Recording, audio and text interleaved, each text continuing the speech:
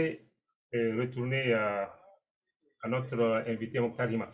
Mokhtar Hima, donc en vous écoutant, et c'est comme si le Niger est victime de ses richesses naturelles. Oui, mais ça, L'uranium. c'est une situation de fait au-delà même donc, de l'uranium, en tant que population, en tant que culture, et aussi compte tenu de notre position géostratégique. Et ce n'est pas...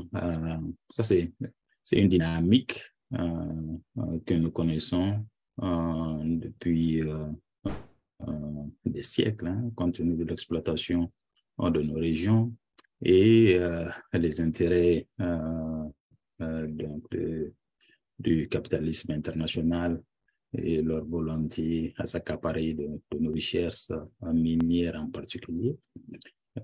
Et la manière dont, après les indépendances, dans le cadre des rapports néocoloniaux, on fait en sorte que les multinationales puissent contrôler l'exploitation de nos ressources, à nos dépens et à leur profit, et aussi leur compréhension et complot à nous diviser constamment pour nous maintenir dans un état de domination et affaiblir donc nos États, que ce soit politiquement, et les affaiblir aussi militairement, et en faisant obstacle à toute organisation militaire fiable, et en les déstabilisant aussi à titre de distraction.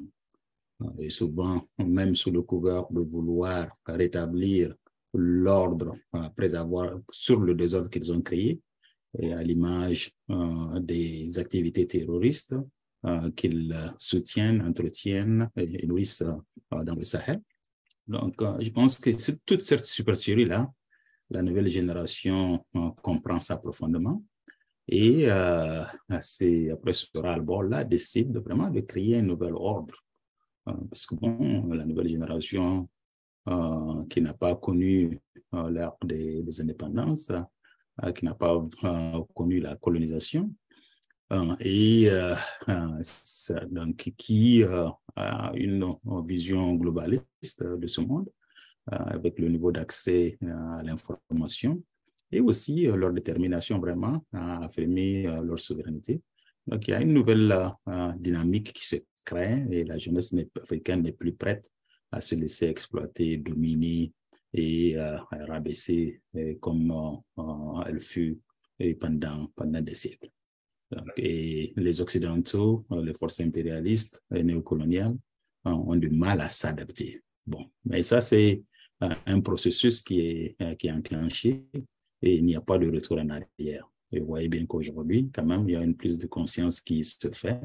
Et dans nos pays, où pour une fois, on a compris que nous n'avons d'autre choix que d'agir ensemble et à créer un espace vital, à l'image de l'Alliance des États du Sahel, par exemple, où déjà, en jetant les bases d'une coopération militaire vraiment très renforcée, et on se donne les moyens, ultimement, certainement, de créer une fédération, je le souhaite bien, qui sera bien d'ordre politique, économique, etc.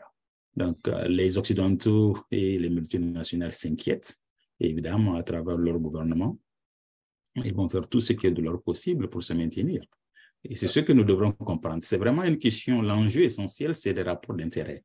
Et c'est à nous de comprendre, est-ce que nous allons continuer à nous maintenir ou laisser louvoyer pour maintenir ces rapports, donc on a dominant-dominé, ou alors nous allons quand même, au bout des sacrifices, leur imposer de s'asseoir sur la table pour qu'on ait ces rapports gagnant-gagnant. Je pense qu'en Afrique, nous avons toujours été ouverts donc dans nos approches avec les autres peuples du monde, vraiment, donc avec humanité, nous avons été capables de nous asseoir avec eux. Et si l'Europe, l'Occident de façon générale, le veut entretenir des rapports gagnant-gagnant avec nous, je pense que cela est possible. Mais dans le cadre conflictuel actuel, armé, certainement qu'ils feront des dommages, ils pourront créer le chaos, mais ils ne pourront pas nous gouverner et nous dominer comme ce fut le cas pendant des décennies ou des siècles.